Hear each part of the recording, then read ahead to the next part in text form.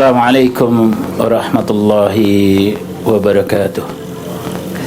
Innal hamdalillah nahmaduhu wa nasta'inuhu wa nastaghfiruh wa na'udzu billahi min shururi anfusina wa min sayyiati a'malina. Man yahdihillahu fala mudilla lahu wa man yudlil fala hadiya lahu. Wa asyhadu an la ilaha illallah wa asyhadu anna Muhammadan abduhu wa rasuluhu. Ya ayyuhalladzina amanu taqullaha haqqa tuqatih wa la tamutunna illa wa antum muslimun. Ya ayyuhan nasu taqu rabbakumul ladzi khalaqakum min nafsin wahidah wa khalaqa minha zawjaha wa batha minhuma rijalan katsiran wa nisaa'a واتقوا الله الذي تساءلون به والأرحام إن الله كان عليكم رقيبا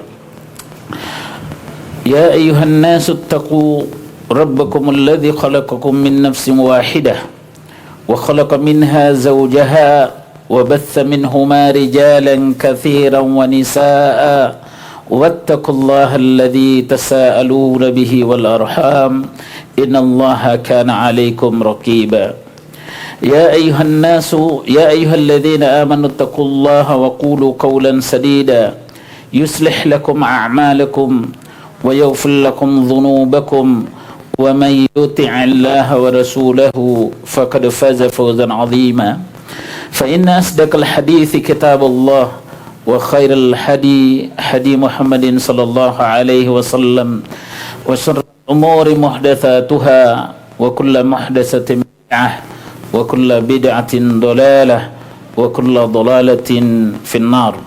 Jemaah sekalian, satu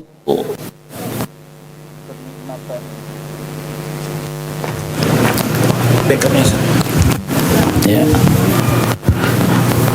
Jemaah sekalian, salah satu kenikmatan besar yang Allah Subhanahu wa ta'ala berikan kepada kita setelah diberikan nikmat umur, nikmat Islam, nikmat umur, nikmat kesehatan, nikmat kesempatan, nikmat memiliki orang tua, nikmat yang sangat besar lainnya adalah nikmat diberikan keturunan, yaitu berupa anak. Bisa diuji jemaah sekalian betapa anak ini adalah merupakan nikmat yang sangat besar. Pertama kali kalau kita saling bertemu, yang ditanya itu bukan harta, bukan yang lainnya, berapa punya mobil, berapa punya perusahaan, berapa punya sawah ladang. Yang pertama kali ditanya, anakmu berapa? Jadi kita hidup bahagia memiliki satu anak itu jauh lebih bagus daripada hidup bahagia tanpa anak.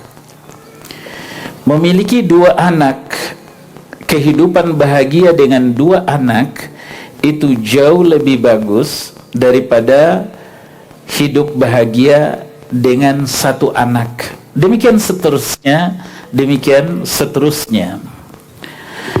Jemaah sekalian, pertanyaannya adalah bagaimana anak yang dianugerahkan kepada kita ini dipandang sebagai rahmat Allah Subhanahu wa ta'ala. Apakah benar kita bersyukur dan tanda kesyukuran kita itu sudah terbukti dengan Allah berikan amanah yang mulia ini? Kalau ditanya, mungkin kita akan mengatakan iya, dan atau mungkin setengah ragu. Oleh karena itu, maka dari penjelasan saya nanti akan kita lihat posisi kita dalam pendidikan anak kita dalam Islam. Di dalam Al-Quranul Karim, Allah Subhanahu wa taala berfirman, surat At-Tahrim ayat 6, ya ayyuhalladzina amanu qu anfusakum wa ahlikum nara. Wahai orang-orang yang beriman, jagalah diri kalian dan keluarga kalian dari api neraka. Ini adalah perkara yang sangat besar. Sesuai yang disampaikan tadi, bahwa yang kita bicarakan hari ini adalah kesuksesan bagi orang tua dalam mendidik anak-anaknya. Anak itu, jemaah sekalian, itu tipenya ada 3. Pertama, ada anak dunia saja. Yang kedua, ada anak akhirat saja. Yang ketiga, ada anak dunia dan akhirat. Apa maknanya anak dunia, jemaah sekalian? Apa saya yang kurang terampil pegang mic ya? Mic-nya hilang muncul. Halo, halo. Yang ini aja deh. Maaf. Anak tipe pertama, jemaah sekalian, ini adalah anak yang hanya memiliki manfaat bagi orang tuanya di dunia dan tidak memberikan faedah sedikit pun buat di akhirat. Anak tipe pertama ini, jemaah sekalian, adalah anak yang secara akhlak bagus, secara muamalah bagus, dan kita tidak melihat ada celaan dari hubungan anak dengan orang tua. Tapi jangan salah, anak yang seperti ini adalah anak yang akidahnya rusak, apalagi misalnya dia kafir. Dia tidak memberikan manfaat apapun di akhirat, hanya di dunia. Dia datang ke orang tuanya, dia menghormati orang tuanya, memberikan kemuliaan posisi kepada orang tuanya secara keduniaan. Tapi karena akidahnya nggak benar, agamanya bukan Islam, maka anak seperti ini dia hanya menguntungkan di dunia, tapi di akhirat tidak membawa manfaat sedikit pun bagi orang tuanya. Walina'udzubillah. Mudah-mudahan kita jauh dari yang seperti ini. Yang kedua, anak akhirat saja, ini adalah yang disebut di dalam Al-Quranul Karim dengan wildanun mukhalladun, yaitu anak-anak yang meninggal ketika belum dicatat dia berbuat dosa, dia melakukan kebaikan, tidak dicatat. Artinya dia meninggal masa kecil. Maka anak-anak yang seperti ini tetap punya manfaat besar bagi orang tuanya, bahkan akan menjadi pelayan surga nanti di akhirat kelak. Dan dia mati dalam keadaan muslim. Dia belum dihitung perbuatan baiknya, belum dihitung perbuatan buruknya. Itu yang disebut dengan wildanun mukhalladun. Yang ketiga adalah anak yang memberi manfaat kepada kedua orang tuanya, baik di dunia maupun di akhirat. Fokus kita pada kesempatan hari ini, Bapak dan Ibu sekalian, adalah membahas yang ketiga. Bagaimana anak itu bisa menjadi sukses di dunia dan juga bisa menjadi sukses di akhirat, baik buat dirinya, terlebih buat kedua orang tuanya. Jemaah sekalian, Nabi sallallahu alaihi wasallam bersabda, "Muru auladakum bis-shalah wa hum abna'u sab'a sinin." Perintahkan anak-anak kalian itu salat pada usia 7 tahun. Pertanyaannya Bapak dan Ibu sekalian, dari umur 0 tahun sampai dengan usia 7 tahun, fase ini mau diapakan? Karena tadi perintahnya adalah perintahkan anak kalian untuk sholat usia 7 tahun. Bahkan bagaimana jemaah sekalian, anak itu masih di dalam kandungan tetap mendapatkan pendidikan yang islami. Seringkali jemaah sekalian, semua kita tidak terkecuali pasti membayangkan bagaimana anak itu sukses dunia dan akhirat.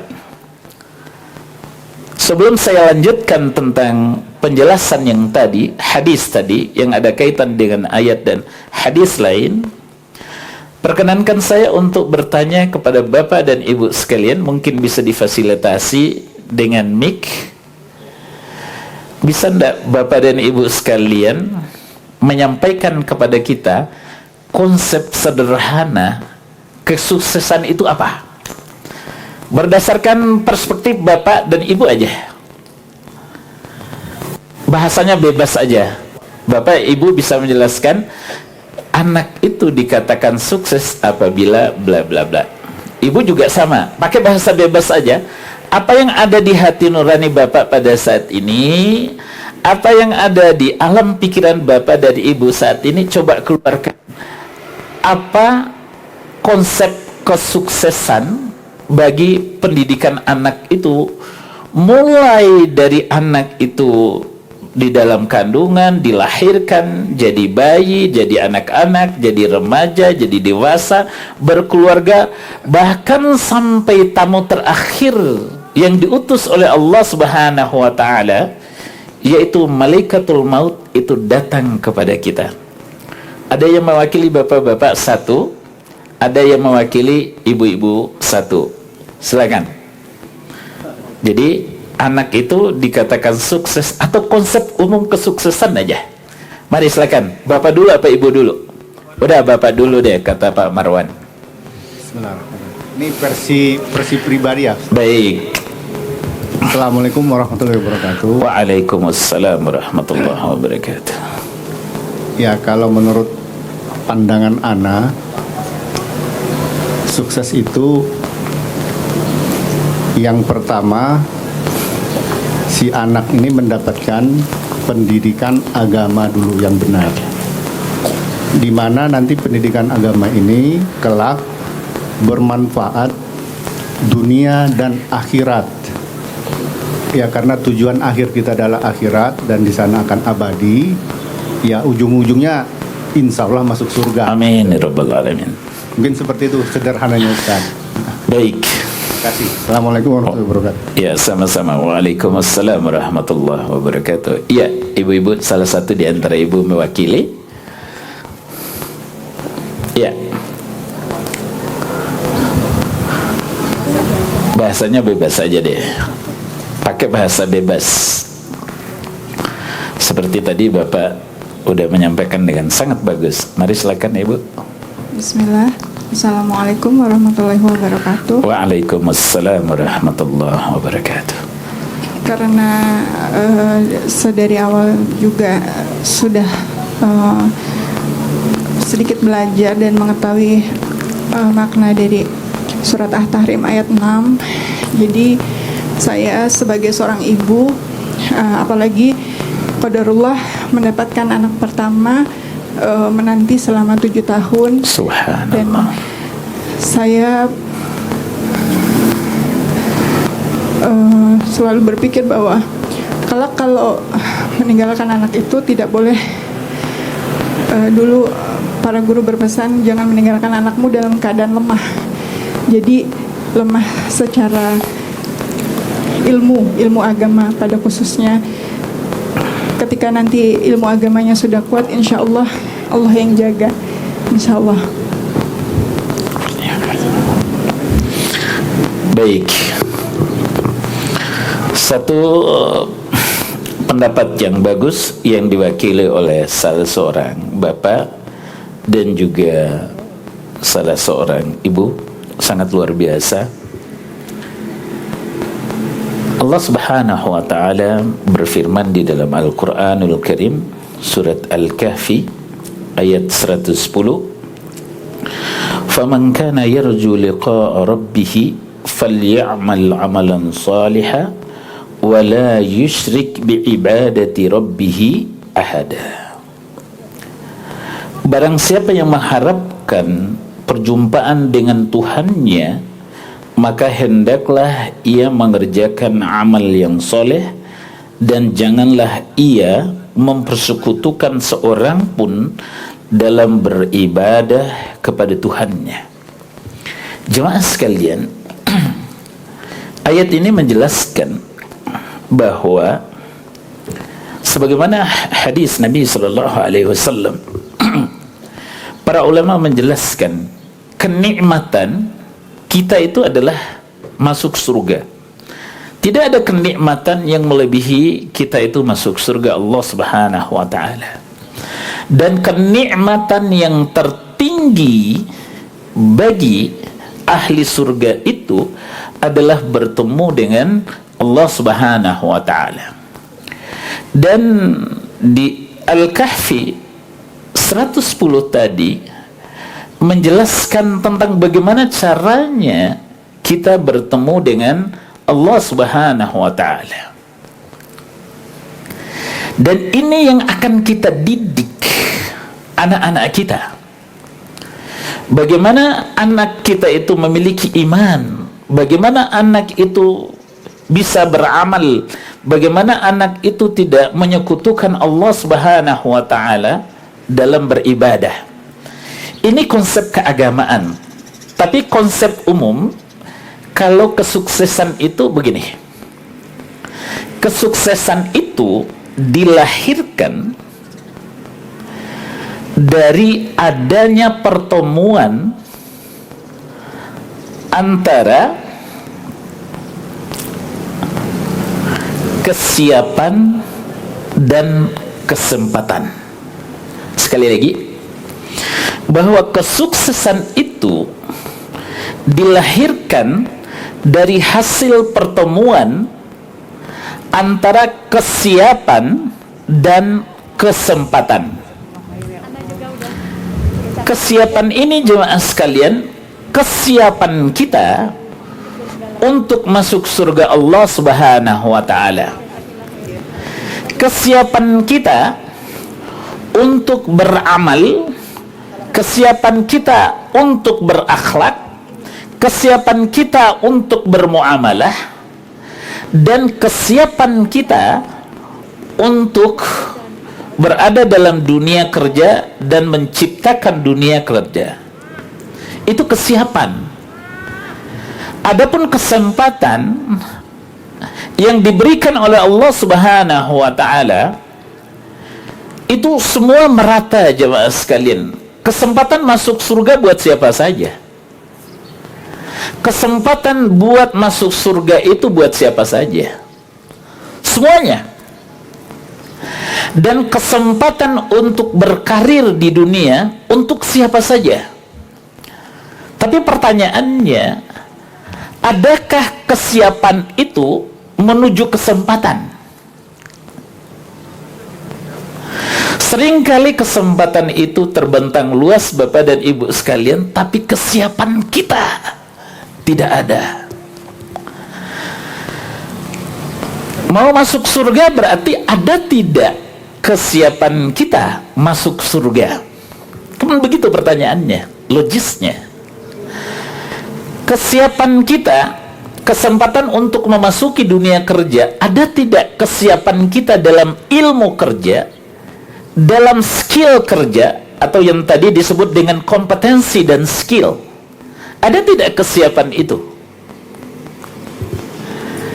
Karena itu, ketika kita berbicara tipe anak yang ketiga tadi, maka jemaah sekalian, kita akan berbicara tentang kesiapan akhirat, dan kita akan berbicara tentang kesiapan dunia.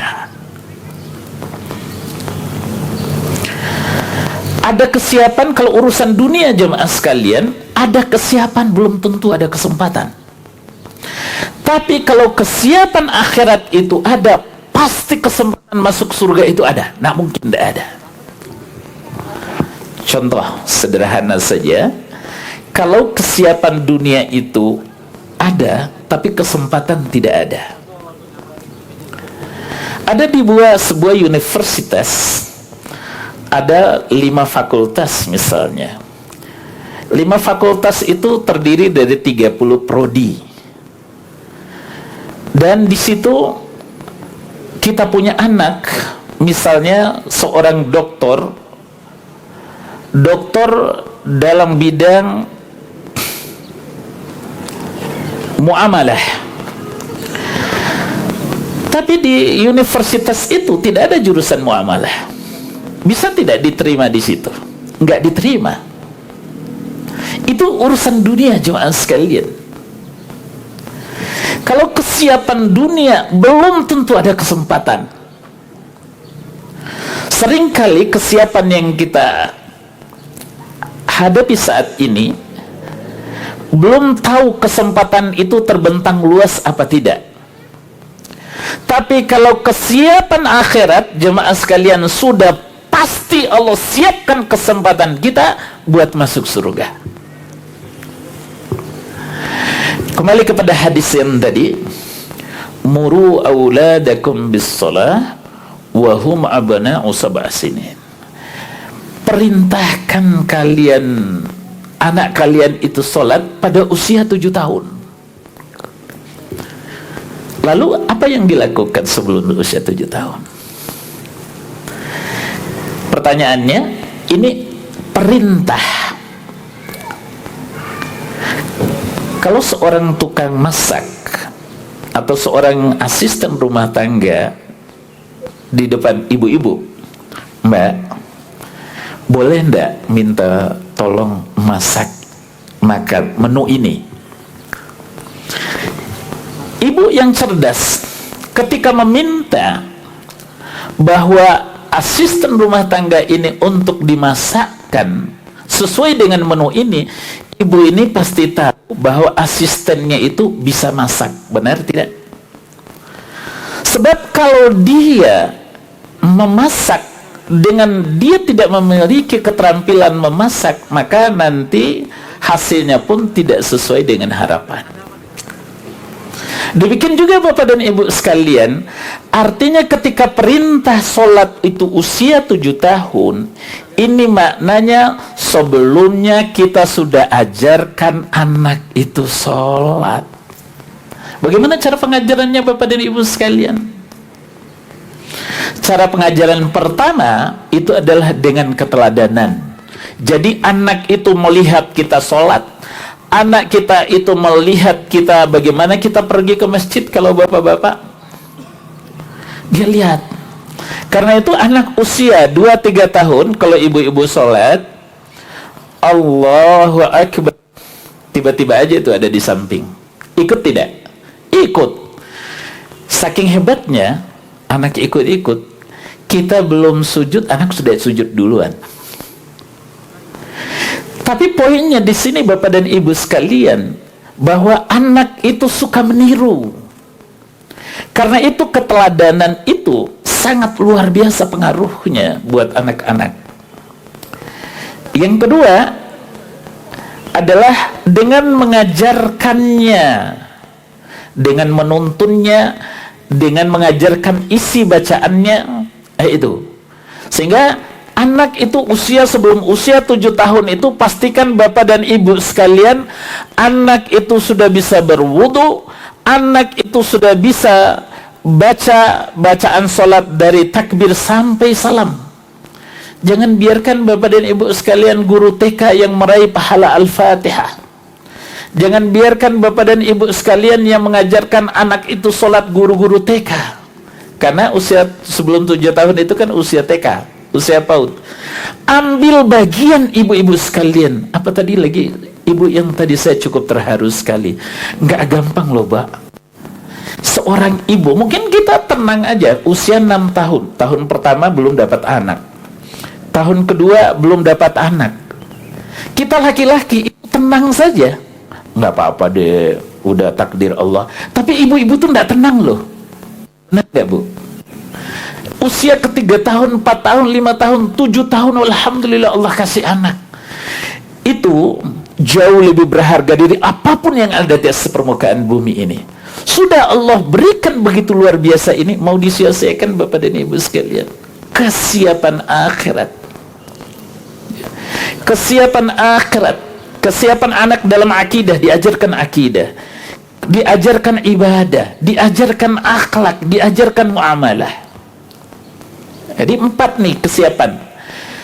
Jadi kesiapan akidah, kesiapan ibadah, kesiapan akhlak, dan kesiapan bermuamalah. Bermuamalah itu diantaranya adalah jujur, tidak boleh bohong, dan seterusnya. Ya. Kalau kasih pinjam segera dikembalikan, itu muamalah, dan seterusnya. Kalau berjanji ditepati. Jadi diajarkan. Artinya fungsi keteladanan dan fungsi pengajaran ini sangat penting Bapak dan Ibu sekalian, mutlak dalam hal keagamaan. Jadi jangan berpikir dulu oleh kita anak itu nanti jadi dokter, jadi profesor kimia, jadi profesor fisika. Bukan itu tidak boleh. Tapi cara berpikir kita akan menentukan arah langkah kita. Cara berpikir kita yang menjadi skala prioritas adalah seperti yang Bapak maksudkan tadi. Keagamaan itu adalah fondasi Bapak dan Ibu sekalian. Dan saat ini keagamaan itu mulai dari mana? Mulai dari rumah, dari sekolah. Ya, kalau sekolah-sekolah umum, kita tidak bisa menyalahkan pemerintah. Pemerintah berpikir holistik dari Sabang sampai Merauke. Dan berpikirnya orang Islam, orang Hindu, orang Buddha, orang Kristen. Dan berpikir holistik. Dan pendidikan agama sekarang berapa ibu-ibu sekalian di sekolah? 3 jam pelajaran. Kurikulum 2022 dari 3 jam naik apa turun? Atau tetap? Siapa yang tahu? Turun dari 3 jam pelajaran menjadi 2 jam pelajaran. 2 jam pelajaran itu berapa menit Bapak dan Ibu sekalian? Bukan 2 kali 60 menit, enggak. Kalau SD 2 kali 35 menit. Kalau SMP 40 menit. Kalau SMA 90 menit. Jadi anak kita belajar berapa persen dari jam? 1 hari 2 kali 40, 1 kali 24 jam. 1 minggu berarti 7 kali 24 jam. Bisa dibantu saya 7 kali 24 jam itu berapa Pak Anderson? 7 kali 24 jam. 168 Ustaz. Berapa? 168. 168 jam. 168 jam ini Bapak dan Ibu sekalian, kalau kita berpatokan seperti apa yang Bapak maksudkan tadi, tidak usah ambil banyak deh, ambil 50% saja untuk kesiapan akhirat kita. Luar biasa banget. Tapi ini cuma 90 menit. 90 menit itu berarti kan hanya 1,5 jam. Belum lagi ketok bel dari ruangan kantor, jalan dari sekolah, dari ruangan ke ini sudah makan 5 menit. Belum lagi di ruangan kelas, anak-anak sekalian coba perhatikan di depan, yang di belakang duduk yang bagus, nak, tasnya ya dimasukkan ke dalam, bukunya yang tidak digunakan coba masukkan ke dalam laci meja. Manajemennya kelasnya itu habis 10 menit. Sudah berapa? 15 menit. Belum lagi nanti ini itu, aduh, habis. Cita-cita kita sangat tinggi jemaah sekalian, ingin bertemu dengan Allah Subhanahu wa taala. Ingin bertemu dengan Allah Subhanahu wa taala. Maaf. Cita kita tinggi sekali, ingin bertemu dengan Allah Subhanahu wa taala, tapi kita berikan dan hanya mengharapkan 90 menit yang sudah kurang setengahnya lagi. Belum lagi nanti guru nitip catatan, ya kan? Kalau angkatan kita kan dulu begitu, ditulis rukun iman ada 6 perkara, ditulis, nanti ditulis ulang 10 kali ya nak, ditinggal gurunya ke kantor, datang kembali nanti periksa. Karena itu peran orang tua dalam pendidikan keagamaan kepada anak itu sangat-sangat penting. Sangat penting. Sekolah oke, kita terima seperti itu kalau di sekolah negeri ya. Tapi kalau di sekolah swasta bagus, ada school based management namanya. Di sekolah swasta itu ada school based management atau manajemen berbasis sekolah, yang dimana sekolah itu bisa mengatur kurikulumnya sendiri. Makanya di Al-Wildan itu setiap hari ada belajar agama, itu sudah pasti. Setiap hari ada belajar Al-Quran, setiap hari ada pelajaran keagamaan. Dalam rangka apa? Ingin mempertemukan cita-cita besar kita, anak kita, diri kita dengan Allah Subhanahu wa taala. Baik, di usia 7 tahun itu Bapak dan Ibu sekalian, ternyata kenapa diperintah seperti itu? UNESCO itu yang merupakan salah satu bagian atau badan yang menaungi urusan pendidikan di tingkat dunia, melakukan riset, penelitian, ada apa usia 7 tahun ini? Kenapa Nabi tidak menyebut 6 tahun? Kenapa tidak sebut 5 tahun? Kenapa tidak sebut 8 tahun? Ternyata Bapak dan Ibu sekalian luar biasa. Usia 7 tahun itu adalah usia anak itu siap diperintah ternyata. Karena itu Undang-Undang Sisdiknas nomor 20 tahun 2013 menjelaskan usia masuk sekolah SD itu 7 tahun, paling cepat 6 tahun. Keren kan? Subhanallah. Dari lisannya Nabi sallallahu alaihi wasallam keluar angka 7 tahun. Jemaah sekalian, kembali, setelah anak itu belajar tadi, ini kesiapan akhirat, baru kita berbicara kesiapan akhirat. Karena kita ingin mendidik anak kita untuk bertemunya kesempatan tadi, bertemunya kesiapan tadi dengan kesempatan. Jadi kita ingin menyiapkan sehingga ada kesiapan diri kita dan anak-anak kita itu untuk masuk surga. Karena masuk surga itu bukan cita-cita hampa, tapi cita-cita yang memiliki isi, dan isinya itu adalah akidah, isinya itu adalah ibadah, isinya itu adalah akhlak, isinya itu adalah muamalah. Gitu. Nah, ini yang kita ajarkan. Ibu-ibu sekolah anaknya di sekolah negeri, apalagi wajib menambah pelajaran keagamaan yang jauh lebih banyak di rumah.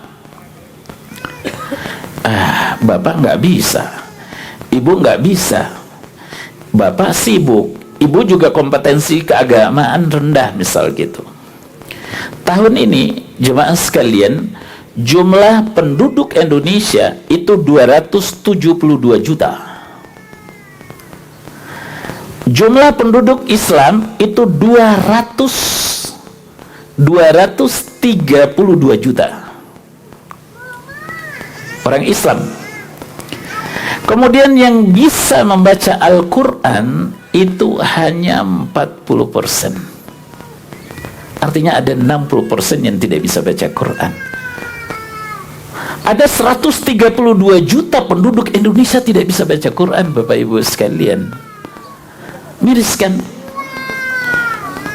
Jadi kesempatan untuk meraih surga Allah Subhanahu wa taala ada, tapi kesiapan ini kita tidak siapkan dengan baik-baik. Ini yang saya maksud.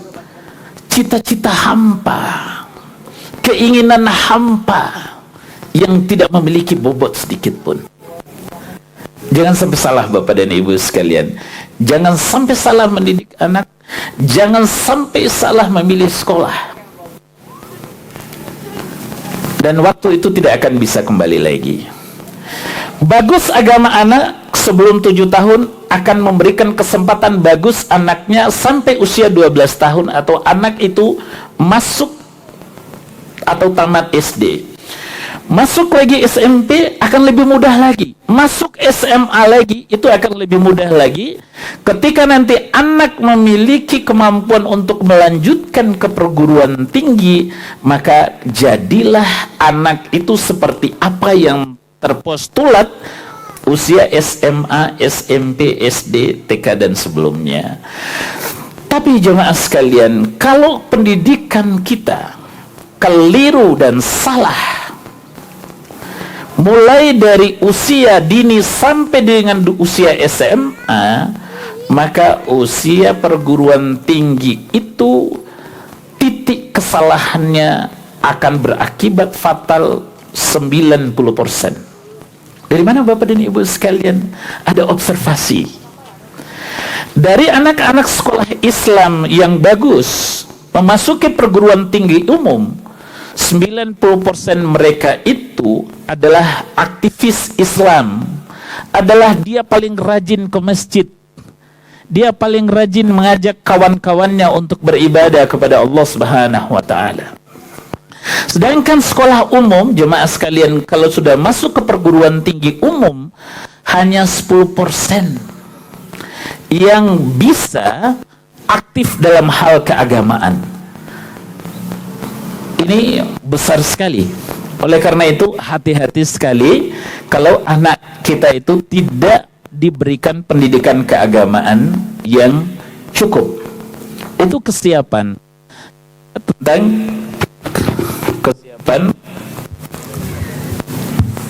kesiapan akhirat. Kemudian yang kedua, coba sekalian saya singkat saja, ini waktunya sudah mau selesai. Kesiapan keduniaan. Kesiapan keduniaan ini yang kita sering sebut dengan kompetensi dan skill.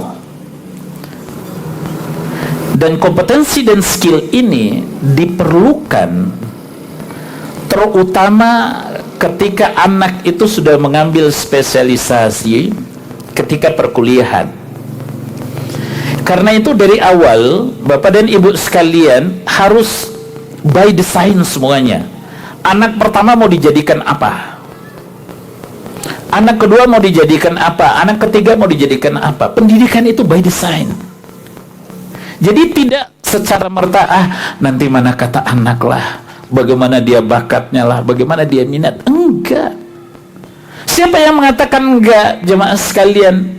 Siapa yang mengatakan tidak, jemaah sekalian?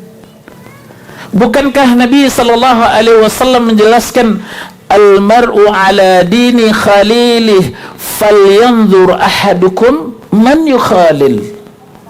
Agama seseorang itu tergantung dengan agama dia berteman, dengan siapa dia berteman, maka itulah agama anak kita. Artinya ketika dari kecil anak itu hanya bicara umum, maka hatinya itu penuh dengan umum. Jadi kalau saya berbicara tentang kompetensi dan skill untuk urusan keduniaan ini, pastikan dasar yang pertama tadi kokoh. Pastikan kokoh, jemaah sekalian. pastikan akidahnya benar, pastikan ibadahnya rajin dan disiplin. Bukan rajin saja, rajin dan disiplin. Pastikan akhlaknya baik, pastikan muamalahnya bagus. Kita usia 10 tahun, kata Nabi, kalau tidak mau sholat itu dipukul. Keras. Bukan. Tapi jangan juga kita dengan dalil ini ingin memukul anak. Enggak. Kalau usia 7 tahun sampai 10 tahun kita benar-benar mendisiplinkan anak. Ini salah satu poin penting yang saya ingin sampaikan Bapak Ibu sekalian. Kalau anak itu usia 7 tahun sampai dengan 10 tahun disiplinkan sholat 5 kali sehari semalam, maka usia 10 tahun itu tidak capek lagi. Kalau tidak capek lagi ada tidak pukulan? Nggak ada. Tapi jangan sampai bahwa kita kenal dalil ini, nah 10 tahun kamu tidak sholat dipukul loh ya. Ngajarnya kapan anaknya?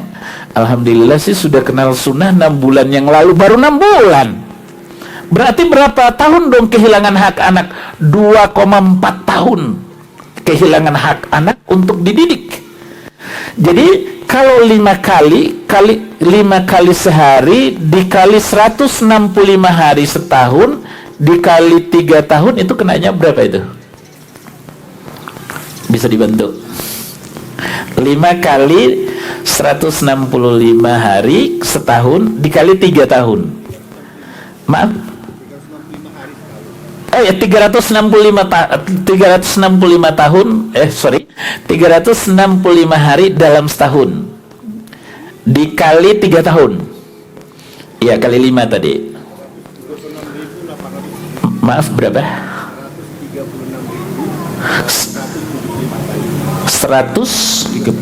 136.000 kali sholat. Benar sih? Kali 5 kali ya? Iya, 365 kali 5 hari kali 365 kali 3. 5.000 ya. Anggap deh lebih kurang 6.000 kali sholat. Pertanyaan saya Bapak dan Ibu sekalian, sudah enggak Bapak dan Ibu sekalian disiplin anak itu, atau minimal dia rajin 6.000 kali sholat? Anak tidur, aduh kasihan dia mah, jangan dibangunin. Keliru, diatur tidur anak itu. Sekali lagi pendidikan itu by design. Ya Allah, kasihan enak tidur, jangan dulu deh dibangunin, subuh juga masih panjang, bapak masih udah pulang, setelah suruk anak belum dibangunin, aduh maaf saya lagi masak, lewat lagi deh.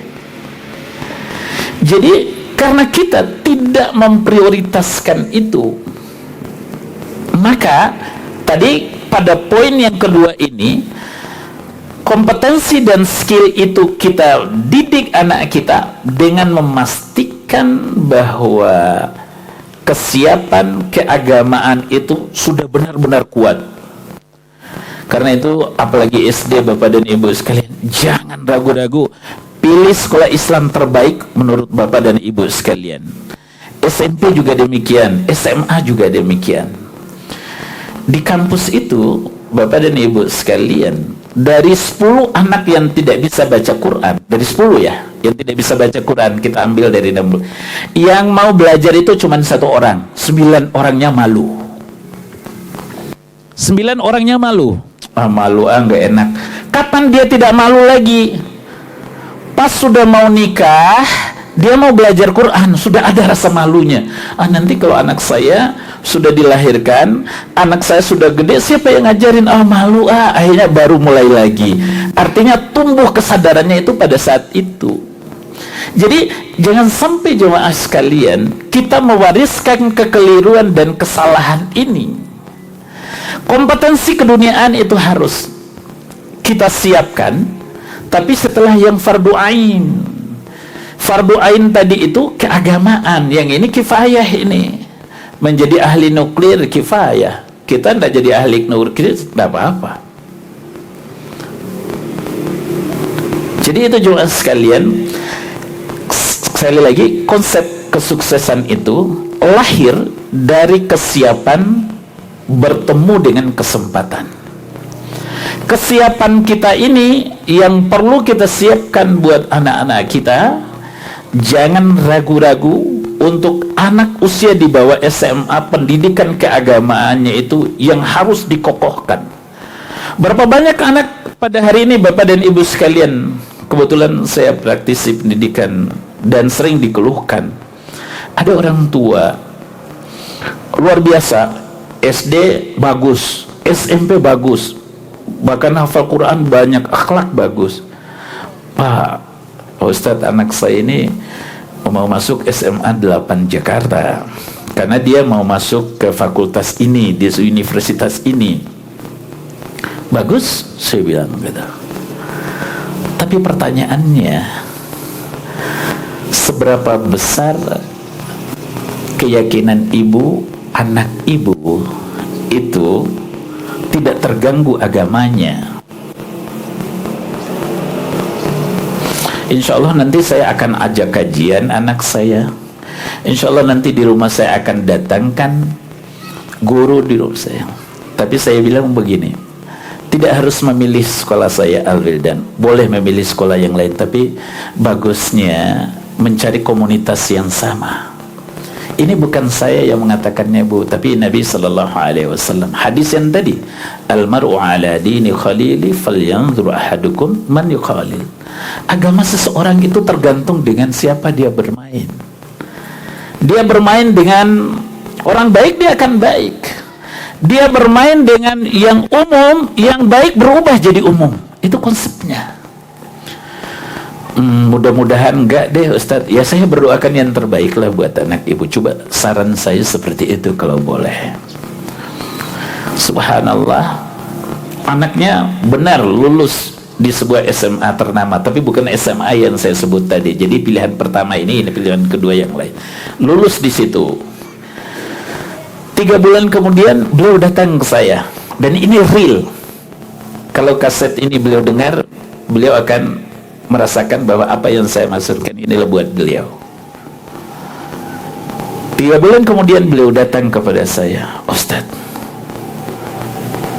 saya saat ini merasa betul-betul kehilangan arah, kehilangan kepercayaan diri, dan merasa salah besar. Kenapa Ibu? Anak saya udah gak mau pakai jilbab. Bayangin aja itu, SD, SMP pakai jilbab besar, SMA 3 bulan dirubah oleh lingkungannya. Ini kita terlalu merasa hebat sih daripada hadis Nabi Sallallahu Alaihi Wasallam.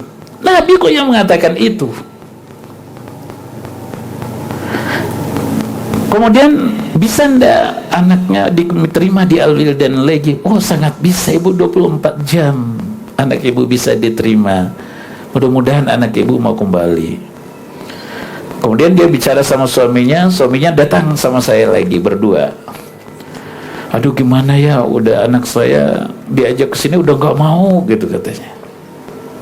Bayangin aja. Suatu saat saya menghadiri sebuah pesta pernikahan anak sekolah kita, dan dia datang. Subhanallah, pantas ibunya dan bapaknya datang di ruangan saya itu dengan menangis. Bapak dan Ibu sekalian, pada acara pernikahan itu dia udah pakai segini. Jangan merasa nyaman Ibu, Bapak Ibu sekalian. Lingkungan itu adalah faktor yang sangat mempengaruhi kepribadian anak kita. Dalam riset pendidikan, kalau dulu faktor yang mempengaruhi pendidikan anak itu ada 3, sekarang 4. Lingkungan rumah, lingkungan sekolah, dan lingkungan bermain. Sekarang tergeser semuanya. Yang paling besar sekarang adalah gadget. Anak bisa apa saja. Kalau anak kita rajin mendengar kajian, Masya Allah, bagus. Tapi kalau yang sering ditonton hal-hal yang nggak benar, anak kita akan seperti itu. Barangkali itu Bapak dan Ibu sekalian, jadi sekedar mukadimah kajian ini, dan tentu tidak bisa dijelaskan secara tafsil benar karena waktu kita terbatas. Mungkin ada kesempatan untuk tanya jawab insyaallah. Sekarang ada, berdasarkan jam di handphone saya, jam 11.38. Ini artinya ada lebih kurang waktu 15 menit atau sampai 20 menit untuk tanya jawab. Mari silakan, siapa yang ingin bertanya? Ya, mari Bapak.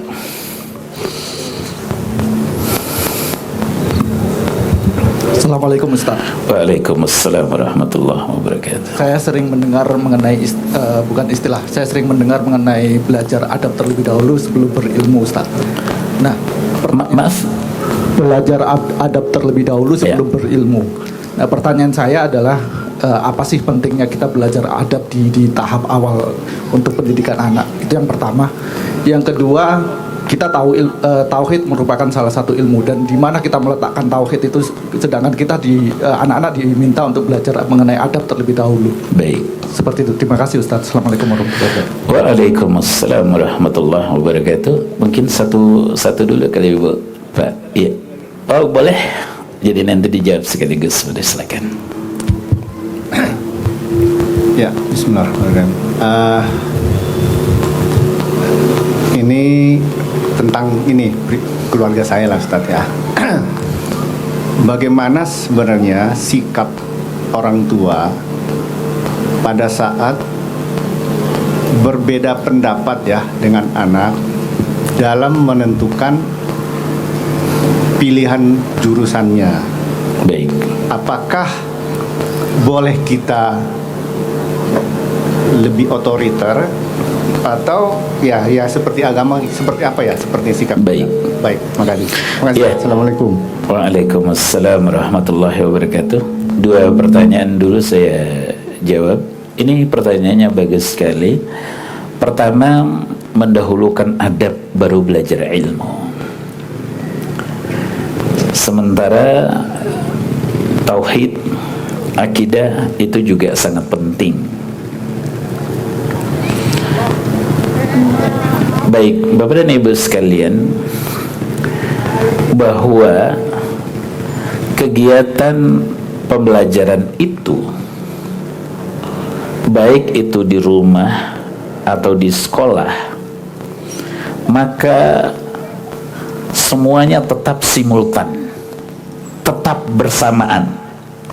Belajar akidah, belajar akhlak, belajar adab dan akhlak, belajar ibadah, dan semuanya tetap simultan. Cuma porsinya yang paling banyak untuk di tingkat awal itu adalah adab dan akhlak. Ya. Jadi artinya bahwa konsep tadi, belajar akidah, belajar akhlak, belajar ibadah, itu bukan ditiadakan, tapi tetap simultan. Hanya porsinya untuk awal-awal itu adab dan akhlak itu sangat diperlukan paling banyak, terutama ibu-ibu. Karena madrasah pertama bagi anak-anak itu adalah ibu-ibu. Nah, kalau ada tamu masuk salam, cium tangan, bila permisi ya. Anak-anak nih dari kecil, anak 4 tahun, 5 tahun misalnya. Ya, kita lagi duduk sama tamu, anak kita langsung masuk, sini sayang, salam dulu dong, ayo ucapin langsung. Aku nggak mau, ya udah salim aja. Jadi jangan kita juga pasrah, karena anak-anak itu akan mut-mutan ibu, kadang mau, kadang nggak mau. Aku nggak mau, aku pengen main, ya gitu. Kadang ya udah nggak apa-apa, salim aja gitu. Tapi konsep anak itu masuk bahwa salam itu sudah terekam loh Bu, jangan salah, dia udah terekam. Memorinya sudah ada. Kalau masuk rumah bawa salam, cium tangan, lalu permisi. Besok lagi ada tamu lagi datang, anak kita lewat, salam dulu dong, assalamualaikum gitu. Udah mulai, kemarin nggak mau. Tetap adab dan akhlak salim, permisi gitu. Adab dan akhlak itu tetap menjadi bagian terbesar bagi pendidikan anak kita di awal-awal. Dan adab dan akhlak itu kalau sudah berkarakter, maka itu dia akan sulit hilang. Dan karakter itu dibentuk dari apa, Bapak dan Ibu sekalian? Pertama, dibentuk dari yang dilihat, maka ada keteladanan. Dibentuk dari yang didengar, dibentuk dari yang dirasa. Itu tahapan pertama. Tahapan kedua, lalu dia terbiasa mengikuti. Tahapan ketiga, setelah terbiasa menjadi mengikuti, menjadi kebiasaan. Setelah kebiasaan, jadilah karakter. Nah, maunya kita kan langsung berkarakter, nggak akan mungkin atuh. Harus diulang-ulang. Nah, ibu-ibu boleh fokus pada pendidikan keilmuan, tapi adab ini jangan sampai lupa. Belajar matematika, belajar bahasa Inggris, adab harus jauh lebih banyak. Gitu porsinya. Nanti orang datang, Masya Allah, anak kita, anak ibu usia 7 tahun, Assalamualaikum. Salam tuh, ya Allah, anak ibu kok usia 7 tahun begini banget? Karena selama 6 tahun dilatih. Coba kalau dibiarin, ya lepas begitu juga. Jadi ini faktor keteladanan dan pembiasaan tadi, jadilah kebiasaan menjadi karakter. Jadi begitu maksudnya. Ya. Baik. Kemudian yang kedua, bagaimana misalnya ada pertentangan kepentingan anak untuk memilih jurusan dengan kepentingan orang tua. Baik. Tipe orang tua ini kan secara umum kenal agama ini kan ada mungkin 3 tahap. Tahap pertama dilihat dari kondisi anaknya. Sebelum anaknya sekolah, anaknya itu orang tuanya sudah kenal agama. Ini enak nih, by design-nya dari nol gitu kan. Kemudian anak sudah SMP, wah masih ada, udah kenal agama, walhamdulillah. Kemudian udah kayak gitu, baru kenal agama, anak udah kelas 3 SMA, kira-kira kayak gitu. Nah, kalau yang pertama, ini masih lebih mudah. Anak, saya mau jadi dokter, Pak. Saya mau jadi ahli tambang, Pak, gitu. Nggak apa-apa. Biarkan anak berkembang dengan cita-citanya, tapi kita realnya pendidikan keagamaan. Saya kasih contoh. Ada orang tua yang konsultasi dengan saya, Ustadz, saya ini cuma punya anak laki satu-satunya, tapi dia mau menjadi pengusaha dan dia mau nanti kuliahnya di bisnis, katanya, manajemen bisnis katanya. Aduh, saya pusing melihat anak saya. Anak ibu kelas berapa sekarang? Ya ini sekarang SD kelas 5. Ya biar nggak apa-apa, Bu. Iya, dipuji aja. Oh, Masya Allah, bagus. Nanti jadi pengusaha muslim yang baik, menjadi pengusaha muslim yang taat, gitu aja. Tapi ibu maunya apa? Anak saya mau jadi ustadz, dia bilang gitu. Kemudian setelah itu masuk kelas markas SMP.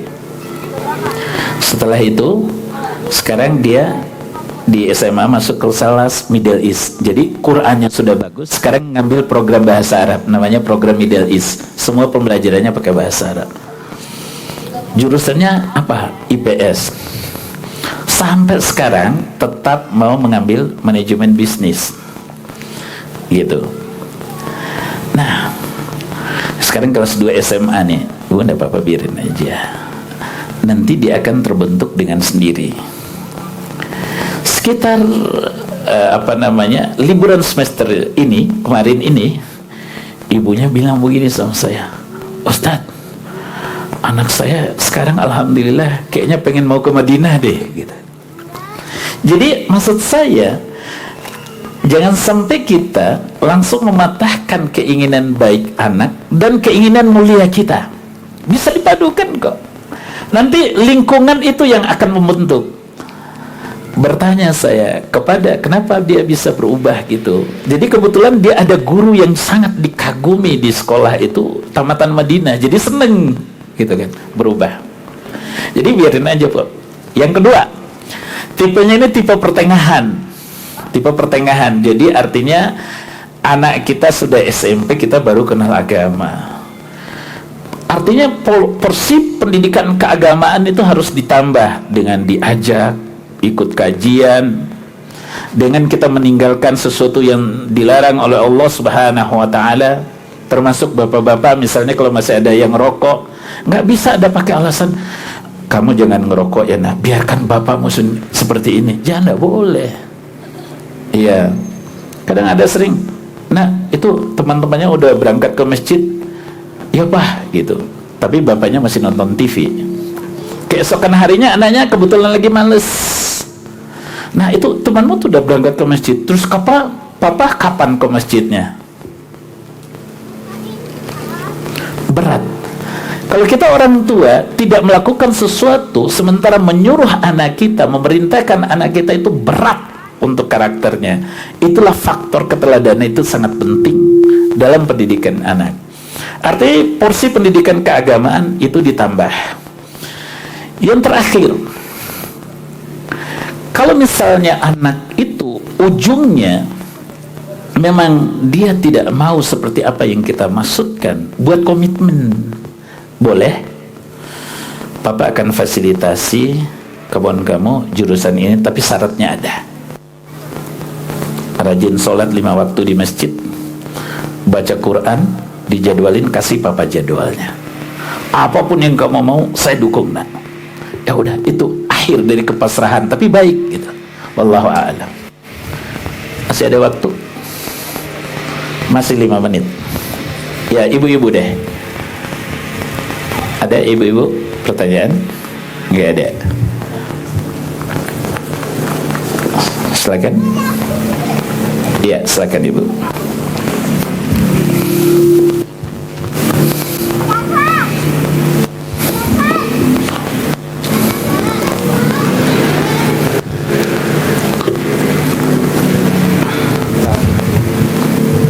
Bismillah, Assalamualaikum warahmatullahi wabarakatuh. Waalaikumsalam warahmatullahi wabarakatuh.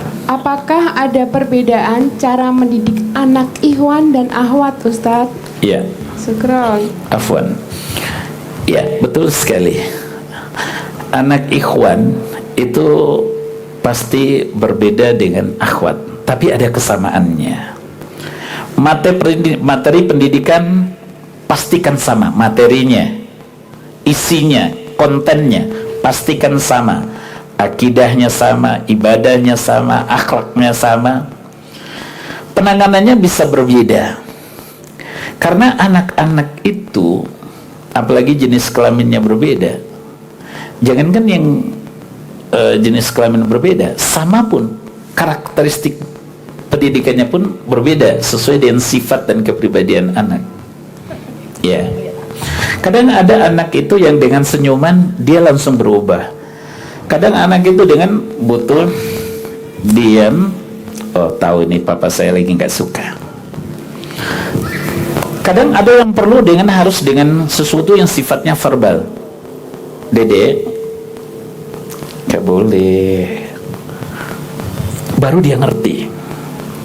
Itu yang umum-umum seperti itu boleh. Tapi karakteristik anak itu, kalau laki butuh ketegasan.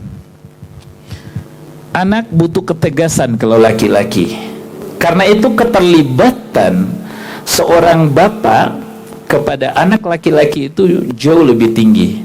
Ajak ke masjid, belajar memberikan keputusan, dia sering, oh kalau bapak itu sering begini-begini. Kalau anak-anak kan perempuan kan lembut. Anak laki-laki itu butuh area permainan yang luas.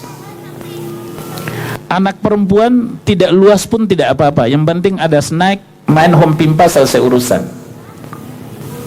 Kalau anak laki-laki keluar ruangan kelas, keluar rumah, kadang-kadang temannya bisa jadi bola. Jadi benar, mendidik anak laki-laki dan mendidik anak perempuan itu ada perbedaannya. Kalau anak laki-laki harus didik dia lebih mandiri, jadi lebih tegas. Jangan sampai anak sudah sampai usia SMP, SMA masih seperti kita memperlakukan anak itu seperti bayi. Laki-laki itu beda. Karakteristiknya dia akan menjadi calon pemimpin, jadi dia harus lebih mandiri, dia harus lebih kuat, dia harus lebih tahan banting.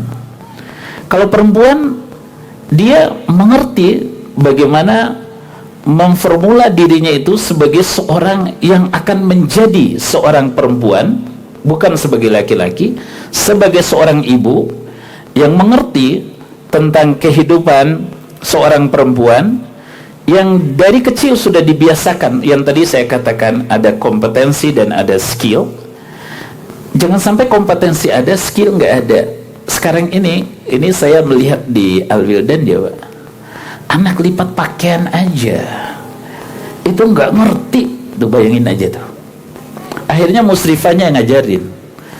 Ibu-ibu di rumah sama, kurikulum rumah itu harus ada. Hari ini memasak, hari ini melipat pakaian, hari ini menyetrika, hari ini menyapu, hari ini merapikan kamar tidur dan semuanya, sehingga anak itu mandiri. Jadi fokus anak perempuan itu bagaimana dia bisa mengerjakan urusan rumah tangga dan benar-benar jiwanya itu sebagai perempuan yang mengurus secara internal.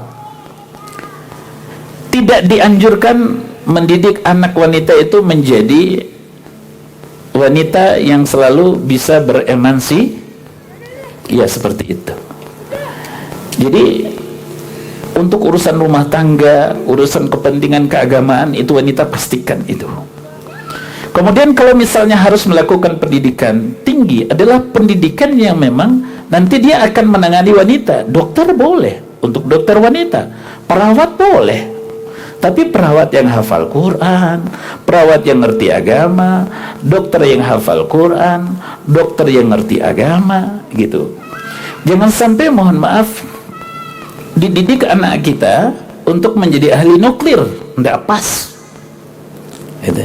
Jadi arah pendidikan itu disesuai dengan kewanitaannya, yang ini disesuai dengan kelaki-lakiannya. Anak laki misalnya naik pohon, biarin aja, yang dilarang. Oh nanti jatuh, nggak apa-apa jatuh, nanti dia ngerti sendiri. Iya. Anak laki-laki memang dia membutuhkan eksplor tenaga yang besar, pasti beda sama yang perempuan. Egonya laki-laki itu jauh lebih tinggi. Jangan salahkan anak, Bu, itu sebenarnya potensi yang bagus, suka ngatur-ngatur itu tidak apa-apa. Oh, ini kok mama ini begini, ya diluruskan. Kalau tidak seperti itu, tidak seperti tidak laki-laki nanti, ya. Jadi secara singkat bahwa memang ada pendekatan yang berbeda antara pendidikan anak laki-laki dan pendidikan anak perempuan. Cuma konten materinya secara keagamaan itu harus sama. Wallahu ta'ala a'lam. Barangkali sementara itu Bapak dan Ibu sekalian, karena waktu kita sudah selesai, mudah-mudahan pertemuan yang lebih kurang 1 jam ini ada manfaatnya. Saya yang banyak bicara tentu ada unsur kesalahannya, pasti banyak, mohon dimaafkan. Terima kasih banyak atas segala perhatian. Tertutup dengan doa kafaratul majlis. Subhanakallahumma rabbana wa bihamdika asyhadu an la ilaha illa anta astaghfiruka wa atubu ilaik. Assalamualaikum warahmatullahi wabarakatuh.